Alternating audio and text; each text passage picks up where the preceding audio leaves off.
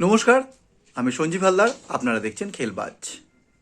ডান দিক থেকে দেবাশিস হাজরার সেন্টার, মাথা দিয়ে ফ্লিক করলেন শিশির ঘোষ, দুরন্ত শট চিমার, তারপরই গোল। 90 দশকের শুরুতে মাঝে মাঝে মোহনবাগান আক্রমণে এই ছবিটা দেখাই যেত। সময় বদলেছে, দেবাশিস হাজরা এখন প্রাক্তন, কিন্তু তার সেই ফুটবল জীবনের কথা আজ আমাদের সঙ্গে শেয়ার করলেন। জানালেন কেন মনোরঞ্জন ভট্টাচার্য, সত্যজিৎ চ্যাটার্জিরা সেই সময় ড্রেসিং রুমে তাদের জুনিয়রদের কাছে আদর্শ ছিলেন। সব কিছুই জানালেন। চলুন শুনে নেওয়া যাক কি বলছেন দেবাশিস বাবু।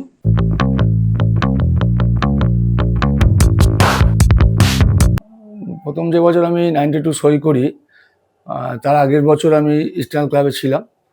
তা ইস্টার্ন থাকাকালীন আমার কাছে রাত্রে মোহনবাগান ক্লাব অফার ছিল এবং মোহনবাগান ক্লাব অফিসাররা আমার বাড়িতে এসেছিলেন। তার আগে এরিয়ান ক্লাব আমাকে বলেছিল, কিন্তু আমি এরিয়ান ক্লাব না করে আমি মোহনবাগান ক্লাবই বেছে নিয়েছিলাম।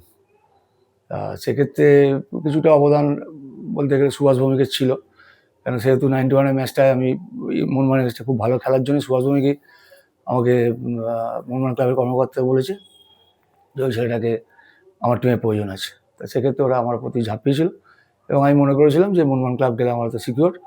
সেক্ষেত্রে আমি মোহনবাগান ক্লাবটা বেছে নিয়েছিলাম।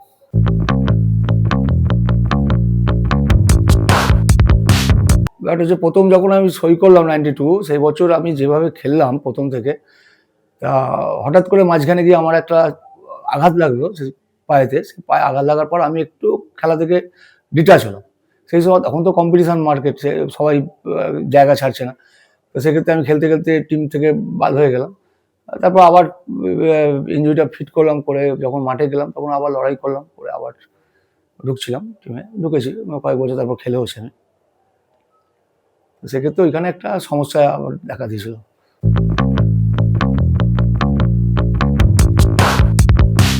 আক্ষেপ তো থাকবেই, কেন একটা যখন আমি পিক আর যখন আমি ফুল ফর্মে খেলছি সেই সময় একটা আঘাত, সেটা তো একটা আক্ষেপ থাকবে যে আমি হয়তো আরও বড় জায়গায় যেতে পারতাম, আমি হয়তো ইন্ডিয়া খেলতে পারতাম। এবং ওই মুহূর্তে আমার ইন্ডিয়া টিমের যখন গৌতম সরকার কোচ আমার সিলেকশন করেছিল, কিন্তু আমি তো যেহেতু আমার পায়ে চোট আমি যেতে পারলাম, ওখানে আক্ষেপ আছে আমার, যদি ভারতীয় টিমে খেলতে না পারার এই আক্ষেপটা থাকবে, সারা জীবনই থাকবে।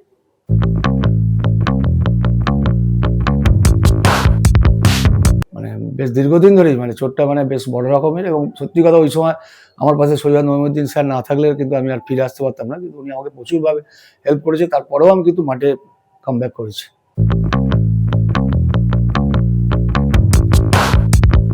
একটু আমার ভুল হয়েছিল কি, তখন ওই সময়টা আমি টিম থেকে ডিটাচ হয়ে যাচ্ছি। এবার ফক্সটা থেকে অনেকদিন আমি মাঠের বাইরে বসে আছি, অন্য ছেলে টিমে ঢুকছে। সেক্ষেত্রে আমি ভাবলাম যদি আমি টিম থেকে আউট হয়ে যাই, সেক্ষেত্রে আমার কিন্তু শরীর আমার ফিটও ছিল। আমি লাস্ট প্রথম দুটো ম্যাচ খেলেওছি। লাস্ট একটা ম্যাচ গ্রুপের খেলা ছিল বোধহয় এগেনস্ট বিএসএফ, ওই ম্যাচটাতে আমার একটুখানি ওই সময়টা চোটটা লাগলো। কারণ ওই টুর্নামেন্টে না গেলেই আমার ভালো হতো। এখন মনে হচ্ছে যে ওই টুর্নামেন্টটা অফ করে দিয়ে পরের টুর্নামেন্ট খেললে হয়তো ভালো হতো।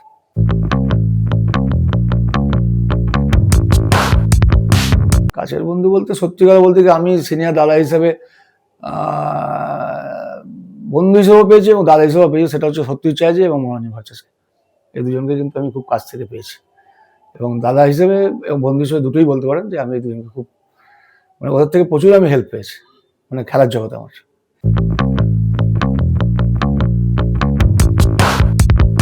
91-92 সই করলাম, সে বছর মনোরঞ্জন ভট্টাচার্য মোহনবাগান ক্লাবে ছিল এবং সত্যজিৎ তো ছিলই। তো সেক্ষেত্রে আমি যখন প্রথম টিমে ঢুকলাম, আমাকে যেভাবে ইন্সপায়ার করেছে এবং সাহস জুগিয়েছে, ভাবা যাবে না যে একটা জুনিয়র ছেলেকে, মানে মনাদা ওই স্টার্ট, সত্যজিৎ চ্যাটার্জি ওই স্টার্ট, তারা আমাকে গাইড করা, ভুল করলে শুধরে দেওয়া, এটা আমাকে প্রচুরভাবে করেছে। নাহলে কিন্তু আমি আজকে এই জায়গায় আসতে পারতাম না এবং আমি দেবাশিস কাছে হতে পারতাম না। তো সত্যজিৎ চ্যাটার্জি প্রচুর আমাকে হেল্প করেছে, আর মনাদা তো সবসময় গাইড করতো, মানে মনাদার লাইফস্টাইল যেভাবে করেছে সেভাবে আমাকে গল্প করতো, শোনাতো এইভাবে খেলবি ওইভাবে করবি, মনাদা অনেক করেছে।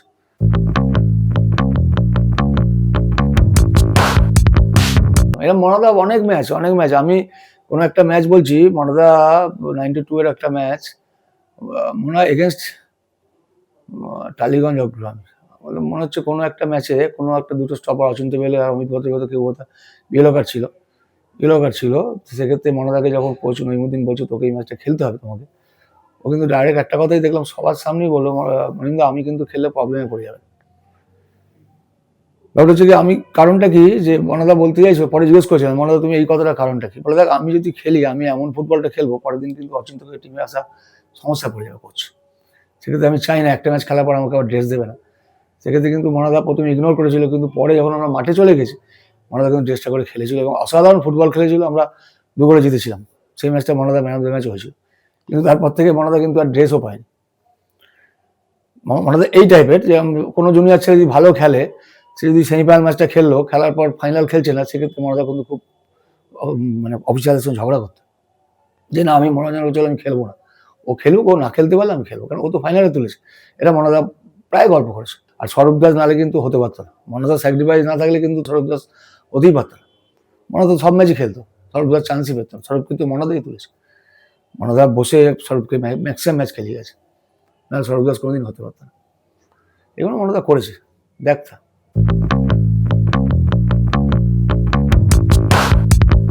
ড্রেসিং রুমে পাইনি, কিন্তু কোচ হিসেবে পেয়েছিলাম 95।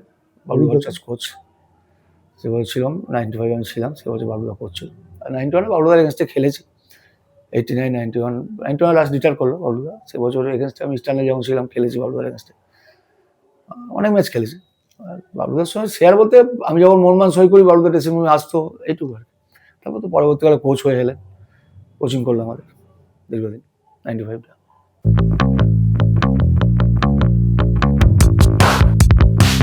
প্রথমটা বলতে আমরা ব্যাপারটা হচ্ছে বালির সঙ্গে আমার একটা আত্মিক একটা যোগাযোগ, যেটা ছোট থেকেই। আমি যখন পাড়ার ক্লাব খেলতাম যে বাক্সা স্পোর্টিং, সেখান থেকে একটা বাক্সা স্পোর্টিং এর সঙ্গে বালি এসির একটা আত্মিক যোগাযোগ আজ নয়, একটা দীর্ঘদিনের ছিল এবং সেক্ষেত্রেই একটা রিলেশন ছিল প্রথম থেকে। তারপর যখন মোহনবাগান ক্লাব সই করলাম, সেক্ষেত্রে তো সত্যতার সঙ্গে সুন্দর রিলেশন এবং দাদা ভাইয়ের মতন সম্পর্ক, এখনো পর্যন্ত সেই সম্পর্কটা আছে। ফ্যামিলিগত ব্যাপারই যাতায়াত আছে, মাঝে মাঝে যাই, দেখা হয়। ও যখন কখনো আসেন এখানে আমার সঙ্গে কথা বলে, আসে আমার বাড়িতে, এই যোগাযোগটা এখনো আছে, ফোনেও মাঝে মাঝে কথা হয়।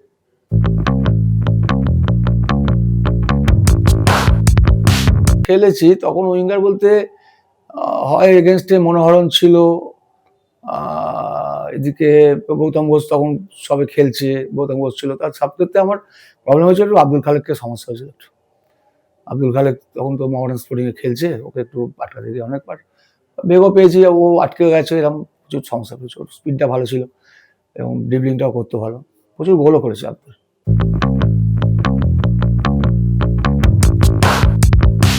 চিমা তো একটা অসাধারণ, এটা তো সবাই জানে, ভারতবর্ষ ফুটবলে চিমার অবদান, চিমার কি পারফরমেন্স, এটা সবাই জানে, এক্ষেত্রে বলার নেই। কিন্তু এখন যে ফরেনার আসছে তাদের হয়তো বায়োডাটা অনেক বড়, তারা হয়তো ওয়ার্ল্ড কাপ খেলে আসছে, কেউ কেউ ইউরোপ লিগ খেলছে, কেউ এশিয়া কান্ট্রি কোনো ভালো ভালো ক্লাবে খেলছে, কিন্তু চিমা এদের থেকে অনেক বেটার, এটা আমার মনে হয়। চিমা থাকলে আমার মনে হয় না এরা চান্স পেতে কিনা সন্দেহ ছিল। চিমা অনেক বেটার। আর বায়োডার কথা তো, বায়োডার পরবর্তীকালে তো যা দেখে গেছে, মানে অতুলনীয় ব্যাপার। বায়োডা থাকলে তো আর কথাই থাকতো না।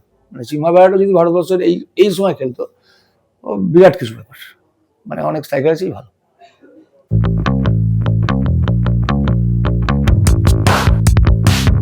খেলছে দীর্ঘদিন ধরে, প্রিমিয়ার লিগ খেলছে, ক্যালকাটা লিগে প্রিমিয়ার লিগ খেলছে। লাস্ট ইয়ার ও ডায়মন্ড হারবার ছিল, এবছরও ইউনাইটেড কলকাতায় খেলেছে। তার আগে তো সারদান সমিতি নানা রকম ক্লাব খেলে এসেছে, খেলছে প্রত্যেক দিনই ম্যাচ খেলছে, সব ম্যাচই, প্রত্যেকটা ম্যাচই খেলছে। ওই লাস্ট ইয়ার, এই বছর সন্তোষ ট্রফিতে আছে এখনো পর্যন্ত, সঞ্জয় সেন কোচ আছে, দেখা যাক, চেষ্টা করছে, লড়াই করছে প্রচুর, কিছু ভালো কিছু করার।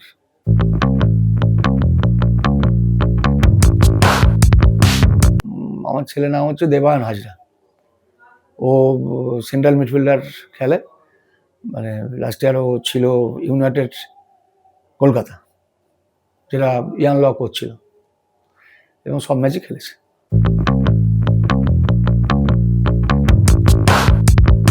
সেটা ব্যাপারটা হচ্ছে আমি যে সাইড ব্যাক হয়েছি বলে ওকে সাইড ব্যাক হতে হবে এটা তো নয়, কিন্তু ব্যাপারটা হয়তো ওর জায়গাটা পছন্দ হয়েছে, সেহেতু ওই কারণে ওই জায়গাটাই ও বেছে নিয়েছে।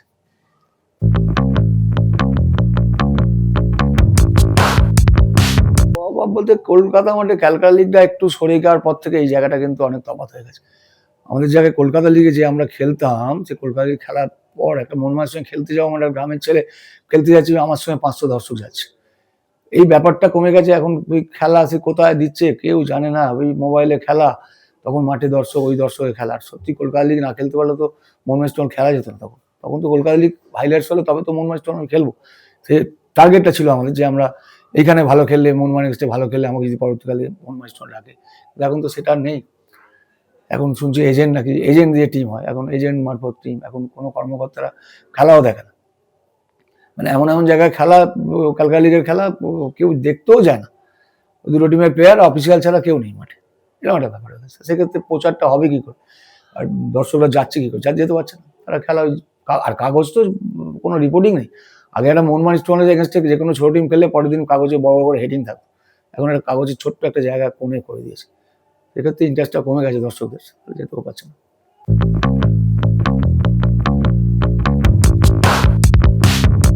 আগে যখন আমরা খেলতাম তখন ভারতবর্ষে প্রচুর টুর্নামেন্ট ছিল, প্রচুর টুর্নামেন্ট। সেই জায়গা থেকে জানি না কেন এআইএফএফ সরে এলো, কারণ ওই টুর্নামেন্টগুলো না খেললে তো ব্যাপারটা হচ্ছে ভারতবর্ষের ফুটবলে কটা ম্যাচ খেলছে, আইএসএল হয়তো 15টা 20টা ম্যাচ।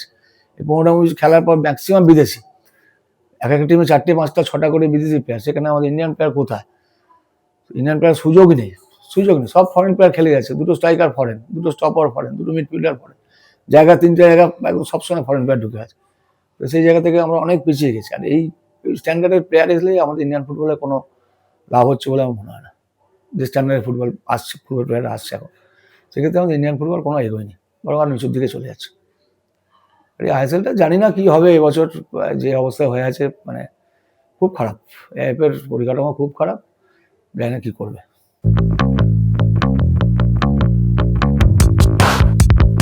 খেলা দেখতে যাই মানে নেশা, মানে ফুটবল খেলেছি, একটু মাঠে যাব না, সেই একটা কারণে যাই। আর মোহনবাগান সাপোর্টার, বরাবরই মোহনবাগান সাপোর্টার, মোহনবাগান খেলেছি, মোহনবাগান প্রতি একটু টান আমার আছেই। সেক্ষেত্রে আমি মোহনবাগানের ম্যাক্সিমাম ম্যাচই যাই খেলা দেখতে, বেশিরভাগ ম্যাচই যাই, খেলা দেখতে যাই, ভালো লাগে। কিন্তু সেই আগের মতন সেই ব্যাপারটা, সেই উইং দিয়ে দৌড়, যে মানস ভট্টাচার্য বিদেশ বসু দৌড়ালো, ওখান থেকে আকবর হেড করলো, সেই ব্যাপারগুলো আর দেখতে পাই না। সেই স্কোয়ার পাস, এই ওভারল্যাপ গেল, গিয়ে 18 বক্সের ঢুকে সেখান থেকে আবার গোলকিপার ব্যাক আসছে। এটা কি জানি, এখন তো কোচেদের হয়তো নানা রকম ফরমেশন চেঞ্জ হচ্ছে। আমার মনে হয় না দুটো উইং দিয়ে, আগের বছর যেমন মোহনবাগান আইএসএল চ্যাম্পিয়ন হলো, দুটো উইঙ্গার মনমিত সিং আর লিস্টন ক্রসও অত নড়াচড়া করেছে বলেই কিন্তু মোহনবাগান চ্যাম্পিয়ন হতে পেরেছে। যে টিমের উইঙ্গার না নড়লে কিন্তু খেলা কোনোদিনই স্প্রেড হবে না, আর কোনো ওপেনও হবে। সেক্ষেত্রে এক বছর মোহনবাগান দুটো উইঙ্গার সুন্দর খেলেছে, সেক্ষেত্রে মোহনবাগান ম্যাচ বার করে নিয়েছে। সেই খেলাটা চোখে পড়ছে না। সেই আর কোথায় প্লেয়ার নেই, সেই প্লেয়ার কোথায়? সেই কিষাণু দে, সেই সুদীপ চ্যাটার্জি কোথায়? মনোরঞ্জন ভট্টাচার্য, সত্যি চ্যাটার্জি, মানে সেই সময় দেখতে পাচ্ছেন একটা। বাঙালি ছেলে তো নেই বললেই চলে। বাঙালি ফুটবলার কোথায়, কোন টিমে আছে? সে মতন তো বাঙালি ছেলেই নেই। আর হয়তো একটা ছেলে, যে সুভাষী হয়তো মোহনবাগান টিমে একটা টিম করে চলছে, আর ইস্ট বেঙ্গল ক্লাবে কোথায় বাঙালি ছেলের নামই খুঁজে পাবো।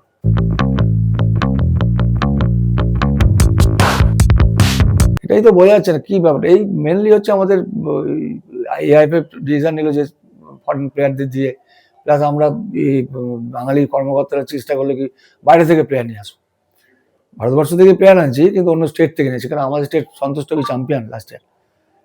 এই সন্তোষ ট্রফি ছেলেগুলোকে সুযোগ দেওয়া হোক না, দেখি না পারে কিনা, কিন্তু আমরা সুযোগ দিচ্ছি না। কি করছি, কেরল থেকে ছেলে আনছি, গোয়া থেকে ছেলে আনছি, কেন ওরা বাংলা যে সন্তোষ ট্রফি চ্যাম্পিয়ন আছে ওদেরকে হারিয়ে চ্যাম্পিয়ন, তো সেক্ষেত্রে আমি এদের কেন প্রায়োরিটি দেবো না?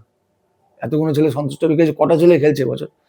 আগের বছর আইএসএল এ কটা ছেলে খেলেছে? নেই, সব রিজার্ভ বেঞ্চে বসে আছে। কেন খেলবে না তারা? সুযোগ দিয়ে দেখি। এই করেই বাঙালি ছেলে সরে যাচ্ছে আস্তে আস্তে। শুনলেন দেবাশিস হাজরা কি বললেন। আপনারা আমাদের সঙ্গে থাকুন, আমাদের পাশে থাকার জন্য সাবস্ক্রাইব করুন, আর হ্যাঁ, কেমন লাগলো সেটা জানাতে ভুলবেন না। আবার দেখা হচ্ছে নতুন একটা এপিসোড নিয়ে। নমস্কার।